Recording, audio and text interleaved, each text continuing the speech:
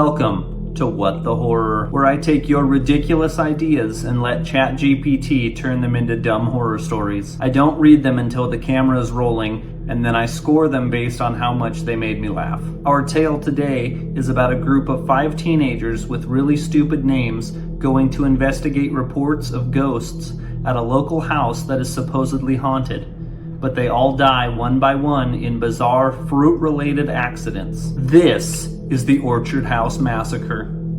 There were 5 of them. Binkus Flart, the self-proclaimed leader who wore sunglasses at night. Jorble Numps, who carried a kazoo everywhere, just in case. Fanny Sploink, obsessed with horoscopes and expired gum. Trevor Meatball Peebler, who insisted ghosts couldn't hurt you if you flexed. And Zuba McPlink, who thought every paranormal investigation needed snacks. They had heard about the Orchard House from some drunk guy behind the gas station, an abandoned farmhouse where the ghost of a farmer supposedly haunted anyone who touched his fruit trees. Naturally, this meant the group had to break in at midnight. The house loomed at the edge of a rotting apple orchard, its roof sagging like it had given up decades ago. The smell of fermenting fruit hung thick in the air, and every step squished over half-rotten apples littering the ground. Binkus pushed the door open, and it groaned like something was living inside its hinges. Inside, the walls were sticky, not just dusty, sticky. Jorble touched one and sniffed his fingers. "Smells like jam," he muttered, right before something dropped from the ceiling. It was a pear, shriveled and black. The moment it hit the floor, it exploded in a spray of tiny, bone-white seeds that lodged into Jorble's eyes. He screamed, clawing at his sockets, but the seeds rooted instantly, vines bursting from his skull like antennae. In less than a minute, his head split open, spilling a ripe, dripping pear where his brain should have been. The others didn't speak for a long moment. Then Meatball just shrugged. Probably a coincidence. They moved deeper into the house. In the kitchen, Fanny noticed a basket of bananas on the counter.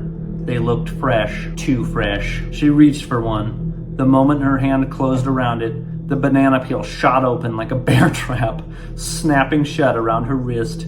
She screamed as hundreds of hair-thin banana strings whipped out, wrapping around her body and tightening. The peel widened like a mouth and swallowed her whole, the skin puckering shut as her muffled screams faded.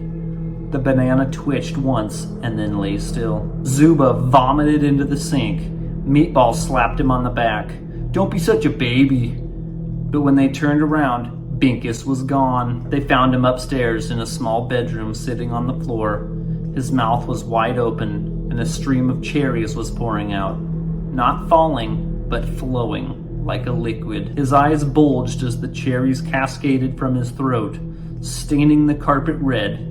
It went on for several minutes until his skin deflated around his bones, his body now just a husk spilling endless fruit. When the flow stopped, his skull collapsed inward with a wet crunch.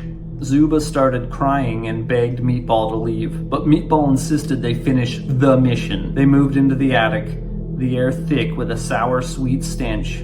In the center sat a watermelon, easily the size of a bathtub. Before Zuba could warn him, Meatball lifted it. The rind split instantly, dozens of long red tendrils snapping out and wrapping around his face. The watermelon pulsed like a beating heart, and Meatball's body convulsed as the tendrils burrowed into his ears and nostrils. When they finally retracted, they took his skull with them, leaving his headless corpse stumbling around for several seconds before collapsing. Zuba stumbled backwards down the attic stairs, sobbing, "I'm not dying for fruit. I'm not." He tripped over something on the landing, a small bowl of strawberries. They began to move.